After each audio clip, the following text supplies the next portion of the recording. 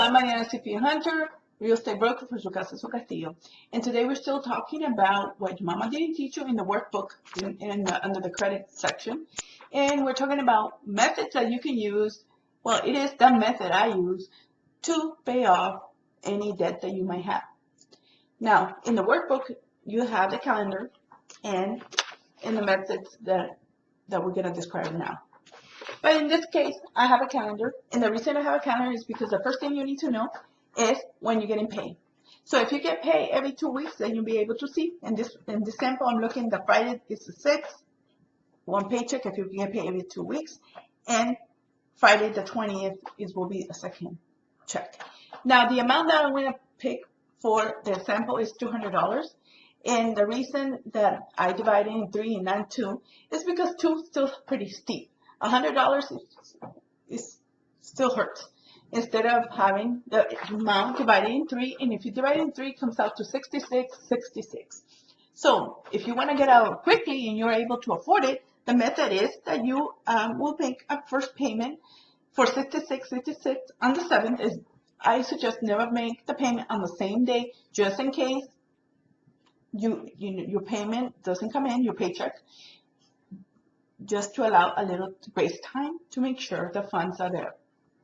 So you make your first payment on the 7th for the 66, and then you get paid again on the 20th, and you will make your second payment on the 21st for the same amount, and then you will go on to the next month, and then your next payment will be you get paid on the 2nd of October, and so you can make your third and last payment on the 3rd for 66. This is the fastest way that you're able to pay off any amounts.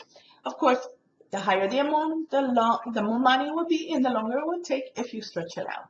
The most I stretch it depends on the amounts, but no more than 6 or 7 payments. If you divide that,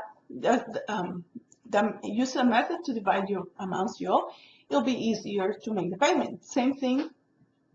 It works if you could not make it from paycheck to paycheck. You can make it one payment a month, as long as, so you will make your first payment on the November on the 7th for 66, then October on the 7th, and then December on the 7th. You will make consecutive payments of the same amount, and you'll be done in 3 months. And the reason is if you're getting ready to use your credit to buy something bigger, and you need your FICO to go down and to have a better interest rate. So you have to prepare, and you have to give yourself some time. You can fix your credit really quick. It depends upon if it is if it is only an issue of balances, the amounts that you have owed, and that's the reason your FICO is low. It is very easy to change your credit score. And the way to do it is to bring your balances down if that is the only issue in your credit. But in this case, it's just to pay off any debt that you may have, being credit cards or being light bill or being water bill. Now, keep in mind that you have to keep your minimums. And if your minimums are, let's say, $25, then if you pay 66, you're going to be over the amount and you'll be okay. But if your minimum is $75, then you need to make those $75. Then I suggest that you make a little adjustments in the amounts, and you pay the minimums, but divide that amount so it runs out to the $75 you need to pay them. Or you could make payments in between, same way. You make one complete payment of your credit card and then divide that the remainder amount in 3 and pay it that way. So it works really well on 3 payments. I like that number 3. I also like on dividing it on 5, and let me tell you why. Okay, I'm gonna do the 200.